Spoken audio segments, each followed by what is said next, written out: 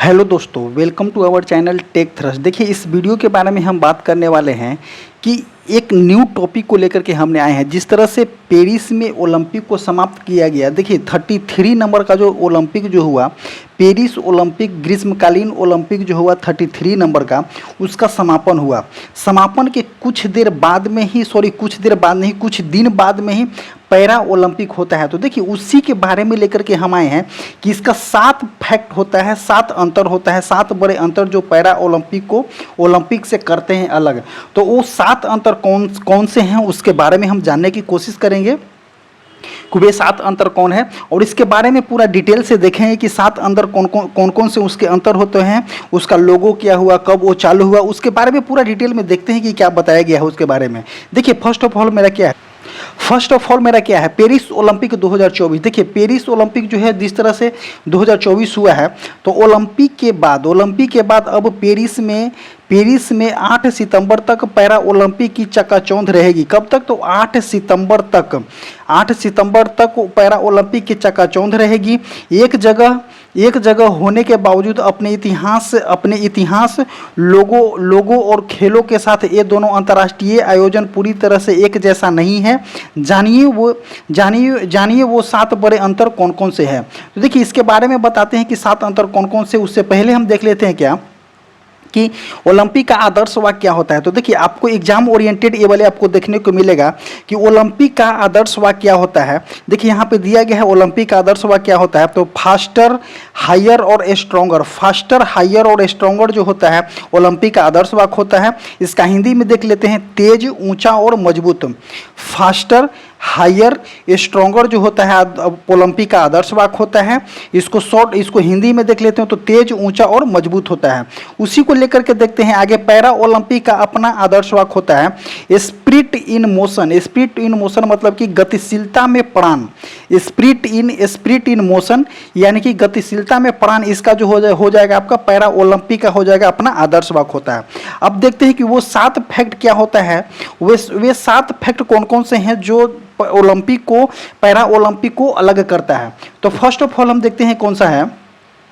First of all है उत्पत्ति 2 कहानी आधी सदी का अंतर है। तो बात सही है। ओलंपिक देखिए, आधुनिक संस्करण का आगाज 1896 में एथेंस में हुआ था। तो कब हुआ था? तो ओलंपिक आधुनिक संस्करण का आगाज जो है 1896 में एथेंस में हुआ था। ये भी आप याद कीजिएगा। फ्रांसिस पियरे डे कुबर्टिन कौन थे? तो फ्रांसीसी जो थे पियरे डे कुबर्टिन इनके जनक माने जाते हैं। तो देखिए, आधुनिक ओलंपिक के बारे में बात किया जाए तो आधुनिक ओलंपिक का आगाज जो है 1896 में हुआ था। और कहाँ में हुआ था? तो एथेंस में हुआ था। अब फ्रांसिस पियरे डे कुबर्टिन को जो बोला जाता है जनक बोला जाता है, किसका? तो ओलंपिक का जनक बोला जाता है।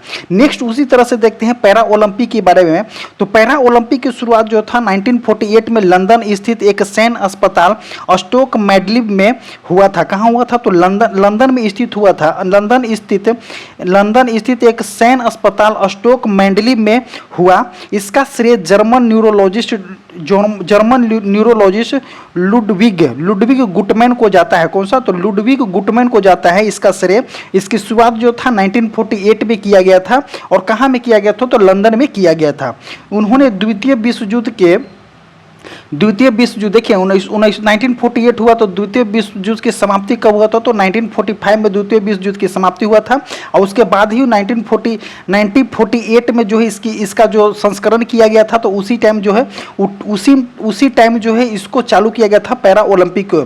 और क्या बोलता है, उन्होंने द्वितीय विश्व युद्ध के विकलांग, पीड़ित और पूर्व सैनिकों को शारीरिक व्यायाम के लिए प्रेरित किया था। तो देखिए, इसके बारे में क्या बोला जाता है कि जिस तरह से पैरा ओलंपिक की शुरुआत किया गया था, तो द्वितीय विश्व युद्ध में लोग विकलांग हो गए थे, पीड़ित हो गए थे, पूर्व सैनिक को शारीरिक व्यायाम के लिए प्रेरित किया गया था। यह तरीका खोजा गया था। हालांकि अब ये स्टोक मैडलिब खेल के रूप में जाना जाता है। तो देखिए, इसका जो है इसका एक और नाम के नाम से भी जाना जाता है। इसका नाम क्या है? स्टोक मैडलिब खेल के रूप में भी जाना जाता है। तो किसको स्टोक मैडलिब खेल के रूप में जाना जाता है?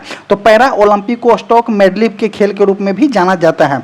और इसके जनक, इसका श्रेय किनको जाता है, तो न्यूरोलॉजिस्ट गुडविल गुटमैन को इसका श्रेय जाता है। और इसका जो एक अनदर नाम है जो स्टॉक मेडविल खेलों के नाम से भी इसको जाना जाता है, पैरा ओलंपिक को।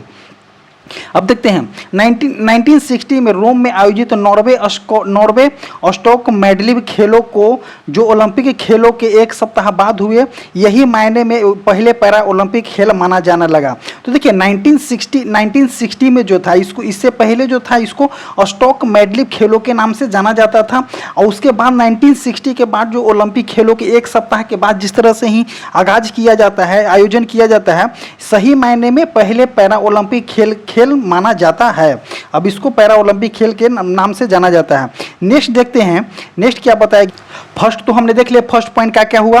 तो सेकंड पॉइंट देखते हैं हम। तो सेकंड, दो लोगों दो आदर्श वाक्य। देखिए क्या बोला गया कि प्रतीक बोला गया है कि 2 लोगों और 2 आदर्श वाक्य। ओलंपिक जो है 1913 में कुर्बर्टिन द्वारा डिजाइन 5 छल्ले और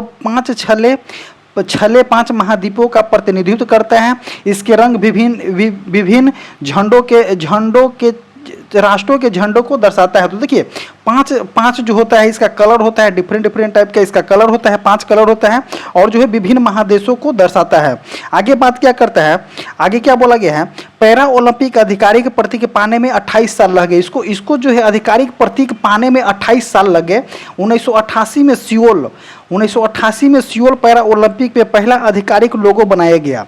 कब बनाया गया, तो 1988 में सियोल में पैरा ओलंपिक में पहला आधिकारिक लोगो बनाया गया। बाद में इसमें कुछ बदलाव भी होते गए। आगे बात करते हैं कि किस तरह से बनाया गया था। तो 1988 में जो था ओलंपिक छल्लों के 5 रंगों का प्रयोग कर 5 पतियों जैसे आकृति बनाई गई थी। कब, तो 1988 में जो था 5 कलर का यूज करके 5 पतियों की आकृति वाली कुछ बनाई गई थी, उसका लोगो बनाया गया था। उसके बाद देखते हैं 1994 में पैरा ओलंपिक में सिर्फ 3 आकृति बच गए। कौन कौन से, लाल, हरा और नीला, जो आपको प्राइमरी कलर बोलते हैं। तो सिर्फ प्राइमरी कलर ही बच गए, लाल, हरा और नीला।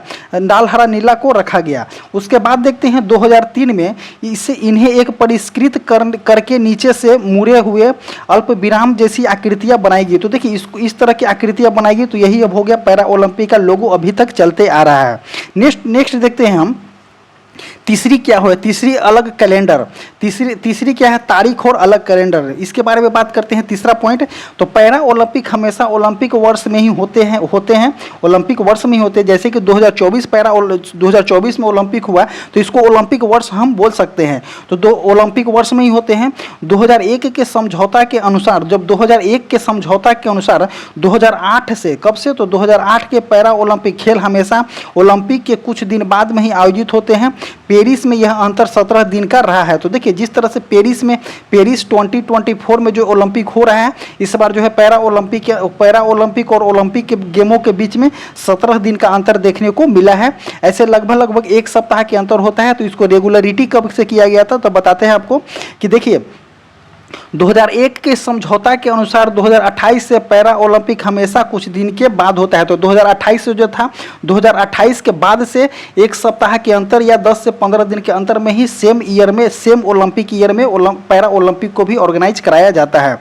आगे बात करते हैं फोर्थ नंबर पॉइंट क्या है, फोर्थ, स्पर्धा एक खेल उपकरण अलग। स्पर्धा एक, क्या बोल रहा है फोर्थ पॉइंट में, स्पर्धा एक खेल उपकरण अलग होता है। आगे बात करते हैं कि इसके बारे में क्या बताया गया है कि अधिकतर खेलों में उपकरण अलग होते हैं। उदाहरण के लिए व्हील चेयर, देखिए इसको आप बारीकी से समझिएगा कि क्या बोलना चाह रहा है। उदाहरण, व्हील चेयर टेनिस में गेंद को 2 बार टप्पा रखा 2 बार टप्पा खा सकती है 2 बार टप्पा खा सकती है।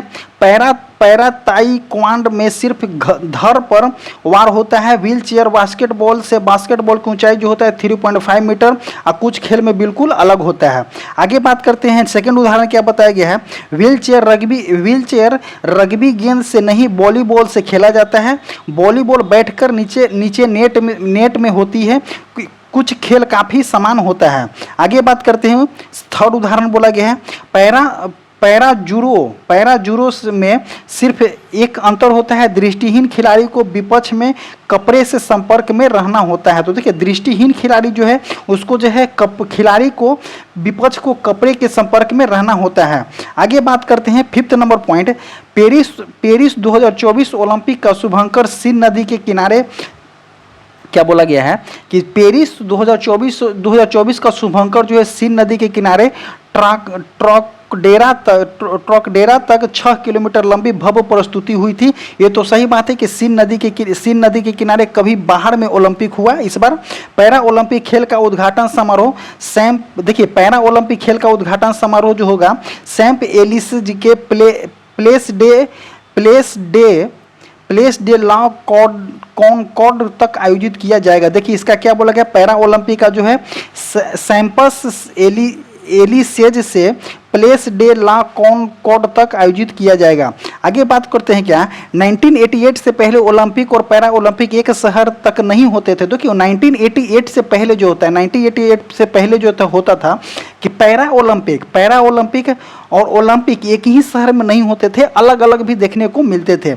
लेकिन 1988 में सियोल पहला शहर बना जो दोनों खेलों का मेजबान रहा। कौन सा? तो 1988 जो होता है पहला शहर बन गया जो दोनों खेलों का मेजबान रहा। और कहाँ में हुआ था 1988 का? तो सियोल में हुआ था। 1988 में ही जो है सबसे पहली बार जो है पैरा ओलंपिक का जो है लोगो प्रस्तुत किया गया था। आगे बात करते हैं 6 नंबर क्वेश्चन क्या बोलता है। 6 नंबर पॉइंट, 2 तरह के डिजाइन होते हैं। पदक के डिजाइन जो होते हैं 2 तरह के होते हैं।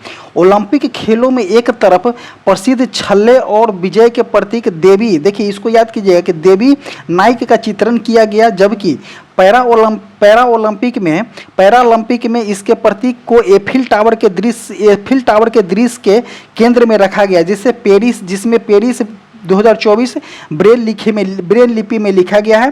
पदकों के दूसरी ओर का डिजाइन समान है, जिसमें एफिल टावर का एक हिस्सा शामिल किया गया है। इसको कहने का मतलब क्या है, देखिए ओलंपिक खेलों में एक तरफ प्रसिद्ध छल्ले और ग्रीक देवी नाइक की चित्रण किया गया है, जबकि आपको बता दें जबकि पैरा ओलंपिक इसके प्रतीक को एफिल टावर के दृश्य के केंद्र में रखा गया है। और क्या बताया गया है, पेरिस 2024 में ब्रेल लिपि लिखा गया है। कौन सा? तो पेरिस 2024 जो है ब्रेल लिपि में लिखा गया है। और दूसरे ओर पदक का डिजाइन जो है सेम बताया गया है, और जिसमें एफिल टावर का एक हिस्सा शामिल किया गया है। कब का? तो 2024 की बात करता है। नेक्स्ट बोलते हैं कि 7th पॉइंट क्या है, खेल और खिलाड़ियों की संख्या।